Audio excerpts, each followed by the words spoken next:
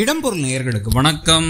இன்னைக்கு பார்த்தீங்க அப்படின்னா இப்போ மகாநதி சீரியலில் இப்போ தேவையில்லாத வேலைகளை யார் செய்கிறா அதிகமாக அப்படின்னு சொல்லிட்டு ஒரு போட்டி வச்சோம் அப்படின்னா ஒன்று நிதினா இல்லை காவேரியா அப்படின்னு நம்மளே யோசிச்சு பார்க்க ஆரம்பிக்கலாம். கதை ஏற்கனவே அங்கிட்டு இங்கிட்டு சுற்றி கொஞ்சம் ஃபில்லர் எபிசோட்லாம் போட்டு குமரன் நடிச்சிட்டாரு, முதல்ல நடிச்சாரு ஆனால் வரல, ஆனால் இப்போ வீட்டில எல்லாம் சொல்லாமல் இருந்தாரு, இந்த தடவை நடிச்சது கரெக்டாக வந்துருச்சு அப்படின்னு சொல்லி ஒரு ட்ராக் எல்லாம் வச்சு ஒரு வாரத்தில் அதையும் கூடவே பார்த்தீங்க அப்படின்னா தினசரி இரவு கார் ஓட்டுறது கற்றுத்தரோம் அப்படின்னு சூப்பராக ஓட்டுற காவேரி, நீ சூப்பர் காவேரி அப்படின்னு விஜய் சொல்றதும். ஸோ விஜய் காவேரிக்கு அந்த ஒரு காட்சியும் இந்த ஒரு நடிப்பு காட்சியும் வச்சு ஒரு வாரத்தை ஓடிட்டாங்க. 5 எபிசோட்ல முக்கால்வாசி நேரம் அதிலே போயிடுச்சு. ஆனால் இப்போ அதில் 2 முக்கியமான விஷயங்கள் நடந்தது. என்னென்னு பார்த்தீங்கன்னா யமுனாவுடைய கதை. இந்த கதை இந்த காதல் கதையே ஒரு கன்றாவியான காதல் கதை தான்.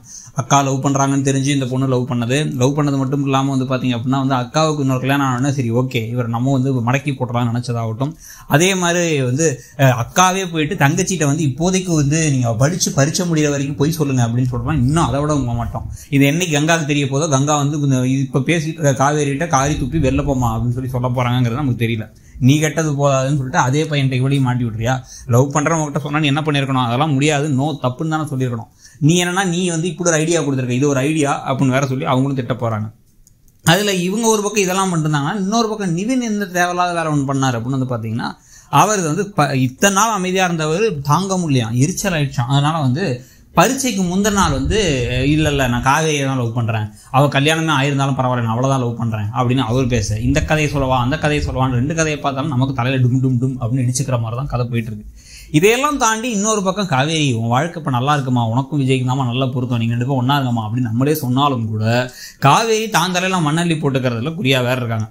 இந்த வெண்ணிலா யாருங்கிறத பார்க்கணும்னு ஆசைப்படுறாங்க, அதுக்காக ஃபோன் எடுத்து பார்க்கணும்னு நினைக்கிறாங்க. இன்னொரு பக்கம் ரோட்டோரமாக நின்றுட்டு இருந்த வண்டியிலேருந்து அந்த வண்டியை பார்த்து அந்த காப்பகத்தில் இருக்க நிவேதாவை நீங்கள் பார்த்தே தீரெடுக்க, நிவேதாவை பார்த்தாலே பாவமாக இருக்குது அப்படின்னு அந்த ஆதரவற்ற இல்லத்தில் எத்தனையோ பேர் இருந்தாலும் நிவேதாவை பிடிச்சிட்டு, ஏன்னா அவங்க தானே வெண்ணிலா, அதனால அவங்கள இவரை பார்க்க வைக்கணும் அப்படிங்கிற ஒரு எண்ணத்தில் இருக்காங்க. இதுக்கு நடுவில் ஒரு கட்டத்துக்கு மேலே எனக்கு தெரிஞ்சு வெண்ணிலா தான் இவங்க அந்த நிவேதா அப்படிங்கிற உண்மை இப்போ காவேரிக்கு தெரிய வரப்போகுதுன்னு தோணுது. தெரிய வந்துருச்சு. ஃபோன் எடுத்து பார்த்தாங்க, ஏதோ ஒரு இடத்துல இதான் அந்த பொண்ணு, கல்யாணத்துக்கு பேனர்லாம் கூட அடிச்சுதோங்கிற மாதிரி தாத்தா எதையாச்சும் காமிச்சாருன்னா இதுதானா, இவங்க தான் நிவேதா, அவங்களுக்கு பழசெல்லாம் மறந்ததுனால தான் அவங்க வரலையா, அதனால தான் அந்த காதில் உடஞ்சிச்சா, அந்த காதில் நம்மளே சேர்த்து வச்சிடலாம் அப்படிங்கிற பேர் வழிகிட்ட ஒரு ஆசிரமத்துக்கு ஒரு முக்கியமான விஷயம் சொல்லணும் அப்படின்னு சொல்லிட்டு காவேரி இப்போ விஜயை கூப்பிட்டு அங்கே வர வச்சு அதுக்கப்புறம் பார்த்தீங்கன்னா உங்கள் வெண்ணிலா உங்களுக்கு கிடச்சிட்டாங்க அப்படின்னு சொல்லிட்டு நான் விலகி போகிறேன் அப்படின்னு ஒரு இடத்துக்கு வரதுக்கான வாய்ப்புகள் அதிகமாக இருக்குது. அதை பற்றி நீங்கள் என்ன நினைக்கிறீங்க, அந்த கதை இப்போ எப்படி போகுதுன்னு நினைக்கிறீங்கிறத சொல்லுங்கள். தேங்க்ஸ். இடம்பொருள் நேயர்களுக்கு வணக்கம். இன்னைக்கு பார்த்தீங்க அப்படின்னா இப்போ மகாநதி சீரியலில் இப்போ தேவையில்லாத வேலைகளை யார் செய்கிறா அதிகமாக அப்படின்னு சொல்லிட்டு ஒரு போட்டி வச்சோம் அப்படின்னா